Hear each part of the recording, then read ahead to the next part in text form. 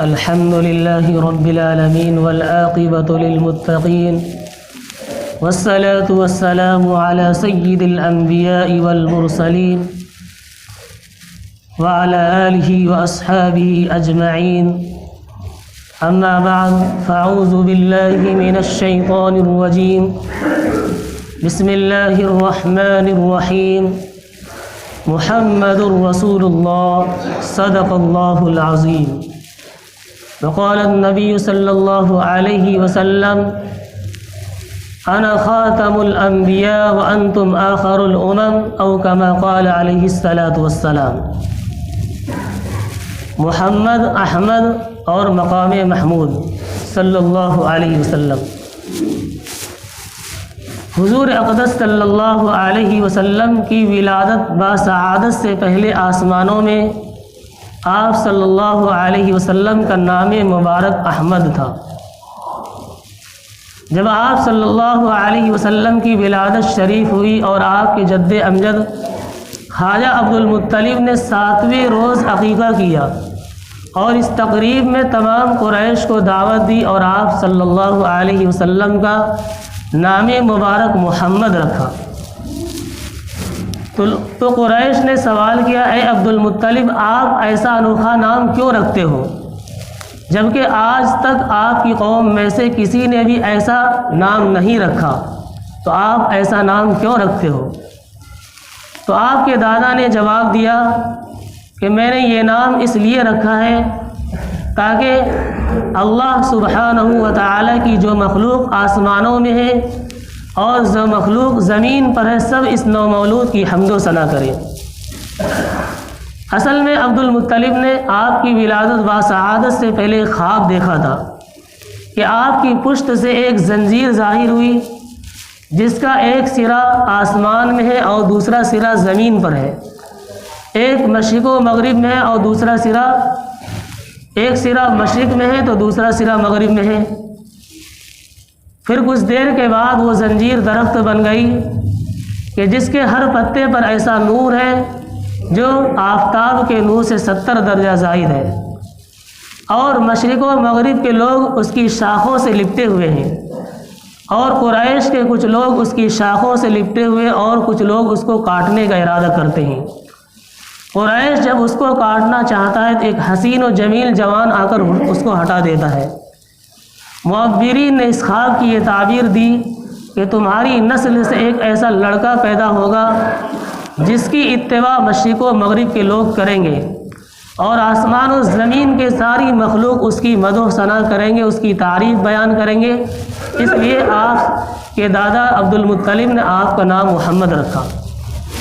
اور ادھر رؤیا صالحہ یعنی نیک خواب کے ذریعے آپ کی والدہ ماجدہ بی بی آمنہ کو یہ بتلایا گیا کہ تم سید الامم خیر الخلائق کی ماں بننے والی ہو، اس لیے تم اس کا نام محمد رکھنا، اور ایک روایت کے اندر احمد رکھنا. میرے آقا سید المرسلین محبوب رب العالمین کا دوسرا نام مبارک احمد. احمد کے معنی آتے سب سے زیادہ اللہ کی تعریف کرنے والا، سب سے زیادہ اللہ کی تعریف بیان کرنے والا. محمد کے معنی جس کی تعریف کا سلسلہ کبھی ختم نہ ہو، جس کی تعریف، جس کی اچھائیوں کو بار بار محبت اور عظمت کے ساتھ بیان کیا جائے. حضور اقدس صلی اللہ علیہ وسلم کی ولادت سے پہلے تورات نے آپ صلی اللہ علیہ وسلم کی تشریف آوری کی کتابوں کی بنیاد پر اہل کتاب نے آپ کی تشریف آوری کی پیشین گوئیاں شروع کر دی. ایک نبی پیدا ہونے والے ہیں، جیسا کہ حضرت عیسیٰ علیہ السلام نے فرمایا: وَمُبَشِّرًا بِرَسُولٍ يَأْتِي مِن بَعْدِهِ اسْمُهُ احمد. قرآن کریم کا 28ویں سپارے میں بتایا کہ میں تمہیں ایک ایسے رسول کی بشارت دیتا ہوں جو میرے بعد آئیں گے جس کا نام احمد ہوگا. تو تورات کے عالموں نے اپنی اپنی تعلیم کے مطابق آپ صلی اللہ علیہ وسلم کی دنیا کے اندر تشریف آوری کی بشارت دینا شروع کیا. پیشین گوئیاں شروع کر دی کہ وہ آخر میں آنے والے نبی ہوں گے، ان کی یہ صفات ہوں گی، ان کا حلیہ یہ ہوگا اور ان کا نام محمد اور احمد ہوگا صلی اللہ علیہ وسلم. جب یہ باتیں آپ صلی اللہ علیہ وسلم کی ولادت سے پہلے مشہور ہونے لگی تو بہت سے لوگوں نے اپنی اولاد کا نام محمد اور احمد رکھنا شروع کر دیا.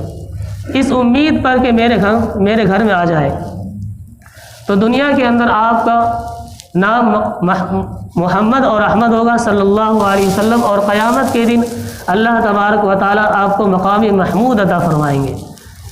قرآن کریم کے اندر فرمایا عسیٰ ان یبعثک ربک مقاما محمودا، امید ہے کہ آپ کا پروردگار آپ کو مقام محمود عطا فرمائے۔ مقام محمود کیا ہے؟ یہ مقام محمود حضور پاک صلی اللہ علیہ وسلم نے ارشاد فرمایا، یہ مقام محمود مقام شفاعت ہوگا۔ قیامت کے دن حضور پاک صلی اللہ علیہ وسلم دو طرح شفاعت فرمائیں گے، ایک شفاعت کا نام ہوگا شفاعت کبریٰ یعنی بڑی شفاعت، اور ایک شفاعت کا نام ہوگا شفاعت صغریٰ۔ حضور صلی اللہ علیہ وسلم نے فرمایا شفاعتی لأہل الکبائر من امتی، میری امت کے جو بڑے بڑے گنہگار ہیں قیامت کے دن میں ان کی سفارش کروں گا، میں ان کی شفاعت کروں گا، شرط یہ ہے کہ ایمان والے ہوں۔ ایمان کی شرط ہے، ایمان ہوگا تبھی اللہ کے نبی صلی اللہ علیہ وسلم شفاعت فرمائیں گے۔ ہمارا تعلق اللہ تعالیٰ سے ایمان کا ایسا ہو اس میں کوئی بھی مخلوق شامل نہ ہو۔ رزق دینے والا کون ہے؟ اللہ ہے، غیر اللہ سے رزق مانگنا حرام۔ روزی دینے والا کون؟ اللہ۔ عزت دینے والا کون؟ اللہ۔ ذلت دینے والا کون؟ اللہ۔ ساری چیزوں کی ضروریات پوری کرنے والا کون؟ اللہ ہے۔ تو ہمارا ایمان ایسا ہو کہ اس کے اندر کوئی بھی اس کے اندر شریک نہ ہو، کوئی بھی شامل نہ ہو۔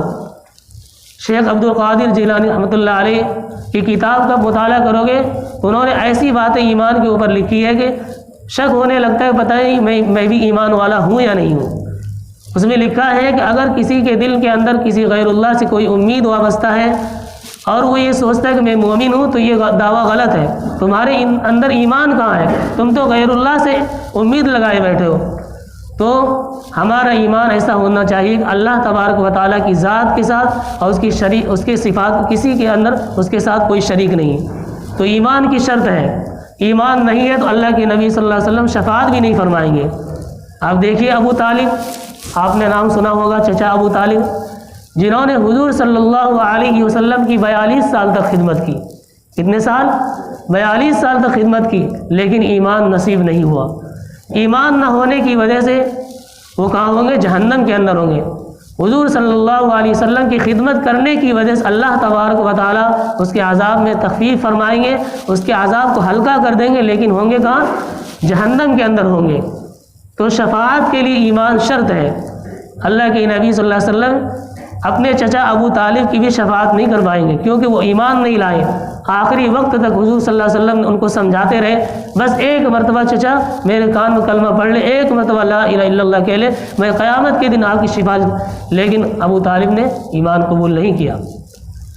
تو یہ ایمان اللہ تبارک و تعالیٰ کے احسان ہے اور کرم ہے کہ اللہ تعالیٰ نے ہمیں بغیر محنت کیے ایمان جیسی دولت عطا فرما رکھی ہے۔ ہمیں اس کی قدر کرنی چاہیے، ہمیں اس بارے میں جانکاری ہونی چاہیے کہ کون سی باتیں ایمانیات میں سے اور کون سی چیزیں ایسی ہیں جو ایمان میں ایمانیات میں سے نہیں اور ہم کرتے چلے جا رہے ہیں۔ اس لیے اس کا دھیان ہونا چاہیے۔ تو اللہ کے نبی صلی اللہ علیہ وسلم نے فرمایا شفاعتی لأہل الکبائر من امتی، قیامت کے دن میں بڑے سے بڑے گنہگاروں کی شفاعت کروں گا اور اسے جہنم سے نکلوا کر جنت کے اندر داخل کرواؤں گا۔ زندگی کے اندر ایک نماز نہیں پڑھی، کبھی روزہ نہیں رکھا، کبھی قرآن کی تلاوت نہیں کی، زندگی بھر برے اعمال کرتے رہے، لیکن اس کے اندر ایمان، انہوں نے اللہ کے ساتھ کسی کو شریک نہیں کیا، تو اللہ کی ذات سے امید ہے کسی نہ کسی دن وہ جہنم سے چھٹکارا پائیں گے، اللہ کے نبی صلی اللہ علیہ وسلم اس کی شفاعت فرمائیں گے۔ ٹائم ہو چکا ہے۔ تو بہرحال یہ ہمارے نبی صلی اللہ علیہ وسلم کا جو مقام اور جو مرتبہ ہے اس کو کوئی بھی آدمی بیان نہیں کر سکتا، لیکن آپ صلی اللہ علیہ وسلم کی سیرت کو بیان کرنا، آپ کی سیرت کو بیان کرنا اور آپ کی زندگی کے حالات کو بیان کرنا یہ بھی عبادت ہے۔ اس کو ہمیں ذکر کرنے چاہیے، ایک دوسرے سے مذاکرہ کرنا چاہتا، اس سے ایمان کے اندر مضبوطی آتی ہے، چونکہ اللہ کے نبی صلی اللہ علیہ وسلم تمام جہان کے لیے نبی بنا کر بھیجے گئے ہیں اور یہ آخری رسول اور آخری نبی، اس کے بعد کوئی نبی آنے والا نہیں، یہ بھی عقیدہ ہونا ضروری ہے۔ اللہ تبارک و تعالی ہم تمام مسلمانوں کو نبی پاک صلی اللہ علیہ وسلم کے بتائے ہوئے طریقے پر چلنے کی